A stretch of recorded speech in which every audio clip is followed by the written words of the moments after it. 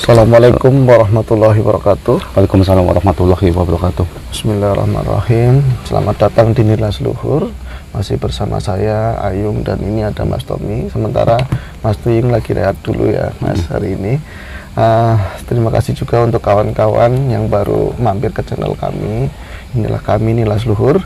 Dan malam ini masih sesi bebas. Kita akan coba ngangkat sebuah tema yang mungkin dari 1-2 orang dari kita ngalamin hal seperti itu Mas Tommy. Jadi pernah ada satu orang yang pernah mengatakan bahwa aku tuh kadang ngerti kejadian yang akan terjadi gitu. Misalnya mimpi tapi di posisi mimpi gitu, malam ini dia mimpi ada dalam mimpinya dia melihat sesuatu seperti peristiwa gitu, dan tanpa disadarinya setelah bergulir entah 1 bulan, 2 bulan, seminggu, kapan waktunya pasti itu terjadi. Iya, itu yang kayak gitu namanya bisa melihat masa depan atau mungkin kalau di ramalan lah. Iya, ramalan. Ya. Nah, yang semacam itu seperti apa pandangannya ini dengan Mas? Ya terkadang ada seperti isyarah, kadang itu terjadi beneran, kadang ya meleset, tergantung kita menyikapi gimana, mencegahnya gimana. Kalau dalam ranahnya muslim ya itu bisa dibilang isyarah ya. Tapi itu tentu nggak melulu kejadiannya memang tepat seperti itu. Enggak apa-apa. Mimpi sekarang besok belum tentu. Bisa setahun 2 tahun. Makanya ramalan kan kadang lama. Ya, apalagi misalnya kalau kejadian yang baik kan itu sebagai pemberitahuan mungkin ya, tapi itu disangkapi dengan rasa syukur. Tapi kalau yang buruk, itu kan yang jadi momok kan begini Mas, kalau misalnya ada kejadian kayak gini, mimpi bakalan dapat bala, dapat kesialan gitu, entah dirinya sendiri atau keluarga. Ini yang kadang jadi bikin pikiran ya, jadi beban pikiran seperti itu Pak. Ya sebelum itu terjadi, apa yang harus kita lakukan? Khususnya kalau kita istilah kata itu musibah, ya kita terus lalu mendekat kepada Gusti Allah biar musibah itu dijauhkan. Ya, betul. Aku ingat suatu makalah dulu, ya pernah ngaji lah seperti itu Mas. Kalau misalnya itu kan pernah ada di eranya zaman sahabat gitu ya. Ini si A bakalan meninggal hari Rebu, pernah kan seperti itu. Kepaduk itu sandung batu gara-gara itu ada di tengah padang pasir, tapi tanpa sengaja dia membawa sekembolan gandum. Terus akhirnya ada burung perit atau apa itu yang ngintilin yang ngikutin. Akhirnya itu disodakoin, dikasih makan, itu dilalanya ya Gusti Allah melihat itu semua dan menggeser batunya tersebut. Apakah dengan misalnya kayak tadi bisa disodako, berbuat baik itu bisa menghindari bisa semua gitu ya? Sodako paling manjur semuanya ya. Untuk mensucikan semua atau benda kita, untuk ya sodako yang setelah kita tiada juga masih berjalan. Dan ini bukan membanggakan diri, aku termasuk orang yang sering ngalamin seperti itu dulu. Tapi dalam keadaan tidak tidur ya? Berbeda. Ya keadaannya nggak tidur. Kalau aku sendiri ngalamin itu dalam posisi melek, akan terjadi seperti ini, harinya sekian, tanggalnya sekian, biasanya nyampe kayak gitu. Kadang ada sen-sen tentu, kadang ya kodam pendampingnya bermain. Tapi jeleknya kalau kita mau usaha, sebelum memulai udah ada sen kayak gitu jadi ngendor. Iya, itu yang bikin kita jadi malas, itu ya kejelekannya di situ. Biar kita tetap nggak bisa berkembang. Dan biasanya kabar yang datang itu bukan sesuatu yang baik, malah justru yang buruk terus. Yang buruk terus. Kita nggak bisa melangkah lah, nggak bisa move on, bener. Aku ngalamin kayak gitu, jadi pernah beberapa kali usaha, terus aku mau mulai usaha begini, tahu ada punya sen lah. Iya, punya sen, ada gambaran jelas kayak ngeliat di TV nanti begini jatuhnya hari ini begini, akhirnya dipikir lagi modal makin habis, nggak jadi. Iya kayak gitu. Ya semuanya hotem pasti kan timbulnya, walaupun dia bisa membantu kita, ada saatnya kita meruntuhkan kita. Benar ya, benar. Intinya pernah dibahas di sisi. Setelah kata kayak kita mimpi kita meninggal. Yang sisi itu kan ya. Iya. Apanya yang meninggal? Kadang hati kita yang tertutup, apa kitanya akan kembali lagi? Ya itu kadang pemaknaan sebuah mimpi itu kalau istilahnya ya, kalau orang mimpi meninggal pasti udah takut duluan, istilah kata hati nggak tenang, apakah itu benar? Kan belum tentu. Iya, kadang malah yang Malah kejadian kebalikannya ya, sebenarnya malah yang mati pikirannya, hatinya gitu iya, loh. buntu lagi ngalamin kebutuhan atau apa, malah dari itu kita bisa punya solusi, supaya mendekat menghadapi lagi. ini seperti apa, minta petunjuk seperti itu ya Mas. Iya. Jadi nggak semua itu melulu buruk, tergantung kita menyikapinya seperti apa. Ya kayak kita kadang mitos kita, kalau kita mimpi dapat duit itu dapat beli, istilah kata kita bakal sakit. Iya. Apakah kayak gitu terus? Iya. Ya kan? Dikasih duit kan enak, Iya. entah timbulnya penyakit, kan mitosnya kayak gitu mulu. Iya, bagi misalnya kita semalam misalnya aku mimpi atau misalnya dapat penglihatan, besok kalau aku kerja setelah jembatan aku tabrakan seperti ini, nanti tangannya patah. Sementara pekerjaan itu misalnya seorang guru dan itu adalah kewajiban. Apakah aku nggak berangkat atau gimana, kan seperti itu dilemanya. Ya tetap aja kita mau berangkat, kita mencari nafkah untuk keluarga, ya tetap aja kita berangkat. Ya wallahu alam, apapun yang terjadi di perjalanan itu, kita mau kecelakaan apa kita meninggal, anggap aja itu kita punya tanggung jawab untuk menghidupi keluarga, itu masuk syahid. Nah ini bisa jadi malah kadang-kadang kita niatnya mau jalan ke sana, tapi enggak, ini aku dapat penglihatan begini, nanti tabrakan kakinya patah di rumah aja, malah kejatuhan blunder, malah lebih mati lagi, kan bisa seperti itu. Ya entar jadinya kan ketergantungan dengan sen-sen kayak gitu terus.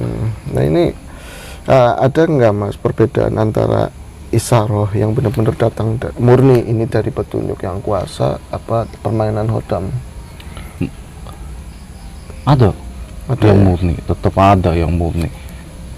Iya, Tergantung kitanya pas kita punya masalah besar apa, entah kita penglihatannya tentang seseorang yang kita anukin kayak gitu, bisa bermain semua.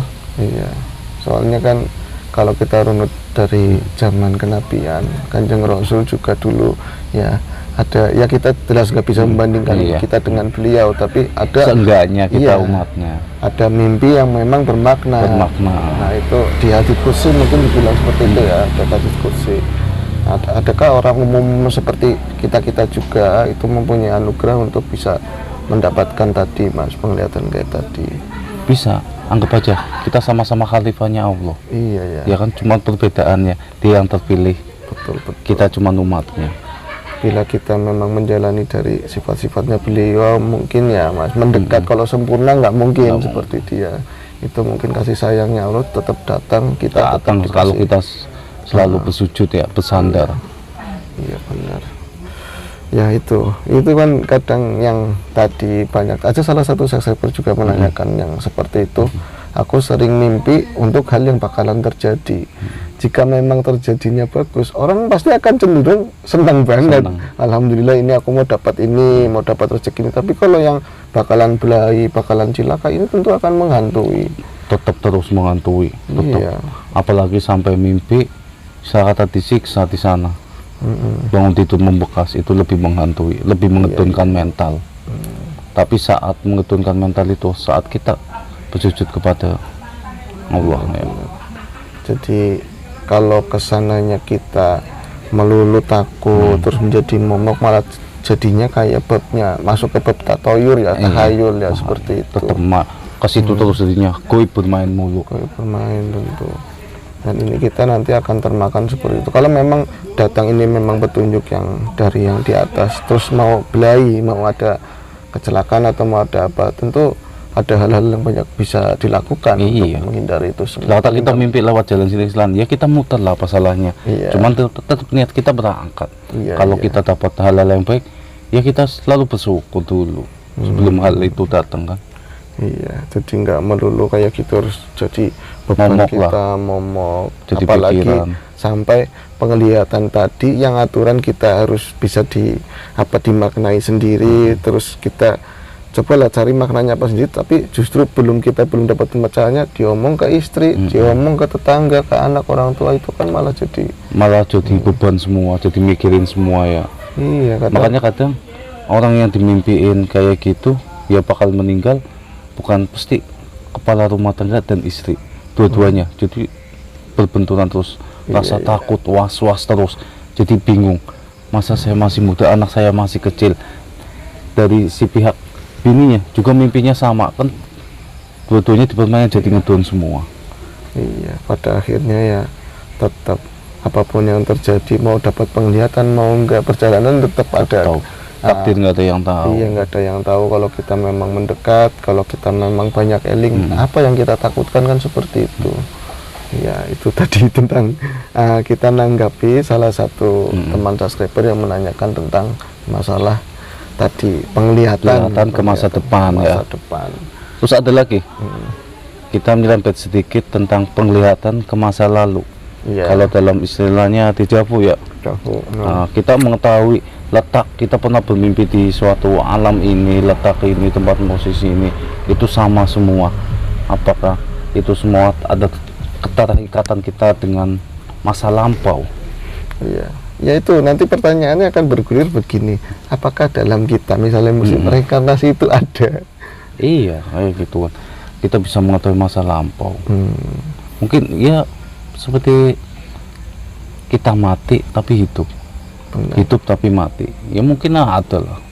Ya tetap ya seperti itu. Malah kadang kalau kita menyingkapi dari urutan sejarah, ini kejadiannya itu sebenarnya ceritanya sama, hanya apa settingannya yang berbeda. Kita ya. anak sekarang dulu ya.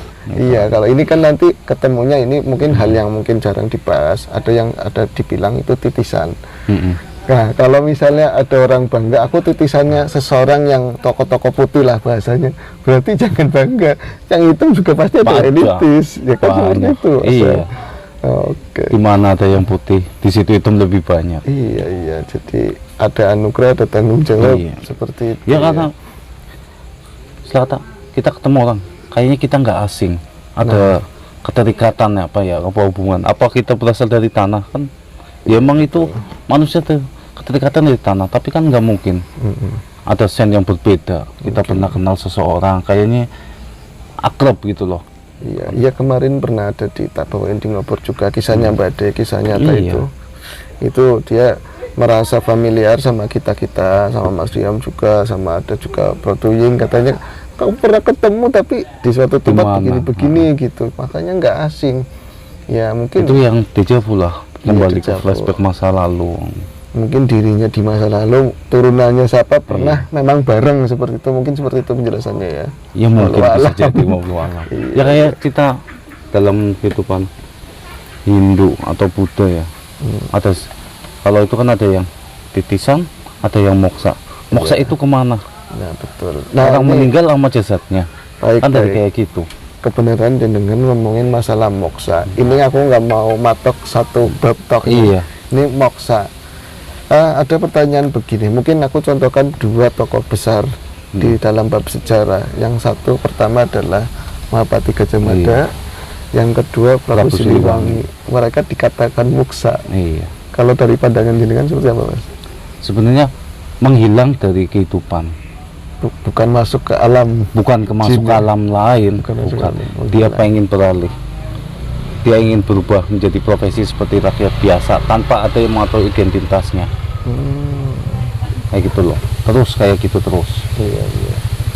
Makanya kadang Allah ya, ini benar atau tidak, mereka datang atau bertemu itu penampilannya selalu dalam wujud rakyat biasa. Rakyat biasa, ya dengan caping, celana paksi, ya itu kan pendapat kita. Gak ada orang bisa pasti meninggal ada jasadnya, apalagi dia seorang punggawa besar lah, seorang bangsawan lah, ya kan? Sampai sekarang aja digambar-gambarkan Soekarno itu belum meninggal. Betul. Padahal kan makam udah jelas ada. Iya. Ini ya kan? Makam udah ada jelas, pemakaman ada. Dari buku literatur sejarah banyak bukti-bukti foto-fotonya saat dia meninggal. Tapi kan untuk kepercayaan orang yang ke situ gitu loh, ke toko itu yang masih segan dengan itu kan kayak gitu. Siapa yang ditemuin dalam saat dia itu kan? Iya, apakah memang dohir, apa pertemuan dalam bentuk batin seperti enggak, ini dohir. Ya dohir kan menurut penglihatan yang jenengan, kecuali ditemuin satu kelompok tertentu umum seperti apalagi sampai masuk ke YouTube ya seperti itu ya Towi ya. Ya banyak loh. Kalau masalah moksa juga kan ya orang bisa lah mengetahui untuk mencapai titik nirwana tertinggi ya. Betul. Dengan jalan moksa, tapi moksanya itu gimana? Biasanya kan ada yang tahu. Berarti orang yang melakukan moksa tadi memang apa ya, dia itu udah masuk ke pencarian spiritual yang di titik itu ya. Jadi mau meninggalkan sisi duniawi. Sisi duniawi, sisi ya istilah kata titel lah. Dia pengen berkelana, tapi biar nggak gaduh, dia menghilangkan jejaknya. Iya, mungkin bisa dikatakan pencarian jati diri ya. Iya. Makanya sekarang kan banyak. Saya titisannya, maaf Prabu Siliwangi. Iya. Karena ya banyak gitu kan, sekali. karena Prabu Siliwangi titisannya udah kelihatan. Betul, Dari betul. pangeran siapa Cakrabuana, Walang Sungsang, ya kan, istrinya juga berapa, no. Iya, istrinya juga. Yang masih jangan kan Pati Gajah Mada itu, kan? Iya. Ada yang mengatakan dia moksa, ada yang mengatakan dia meninggalkan Iya. Dunia istana. dunia seperti istana itu. untuk menjadi rakyat jelata. Itu banyak versi memang. Yang pasti apapun itu mereka adalah tokoh besar Iya. yang udah berbuat banyak untuk kita di masa sekarang ya Mas. Dan itu apa nilai luhurnya, nilai baik yang mereka lakukan itu nyawanya, semangatnya yang kita pakai untuk sekarang, bukan masalah diperdebatkan. Persatuan lah. Iya, bukan perdebatkan Bukan masalah masalah moksanya gimana, moksanya. ininya gimana. Nanti kita malah jadi melebih-lebihkan, apalagi yang merasa aku titisannya ini bangga, merasa lebih tinggi daripada apa teman-teman atau saudara Ya yang kalau lain. merasa titisan itu, emang di dalam guru kitanya, kamu titisan siapa? Kan enggak lah. Iya benar. Itu aja. Ujung-ujungnya yang ditanya Siapa juga Tuhanmu? Iya betul. Siapa agamamu? Nah itu Siapa moksanya, nabimu? moksanya mereka juga aku yakin memang mencari manrobuka juga. Iya. Ya, dalam arti yang sesungguhnya mungkin seperti itu. Baik, ini tadi masalah mimpi, penglihatan Ke masa depan, tapi Masa lalu, ya masa lalu juga. Tapi itu kalau misalnya permainan ini ya ada dua macam ya. Yang tadi memang petunjuk karena kita dekat dengan yang kuasa, yang keduanya memang ada permainan bangsa khodam ya. iya. Alih-alih menjaga, alih memberitahu, tapi memberikan rasa takut tadi, kekhawatiran ya Mas ya. Oke, nanti tadi melebarnya nyampe ke muksa segala macam. Oke, nggak apa-apa wis. Ini masih ada kaitannya. Cukup ya Mas ya? Cukup lah. Nah ini tadi yang bisa kita sampaikan. Kita masih berdua, Mas Tuying lagi ada urusan. Semoga apa yang kita sampaikan ada nilai baiknya, dan semata-mata bila mana ada yang baik itu tentu datang dari Allah Subhanahu wa Ta'ala. Dan jika ada kata-kata yang kurang berkenan, penyampaian kita kurang baik, kita mohon maaf sebesar-besarnya. Dan semoga kita selalu dalam keadaan sehat, selalu mendapat kebaikan dari yang paling baik. Assalamualaikum warahmatullahi wabarakatuh.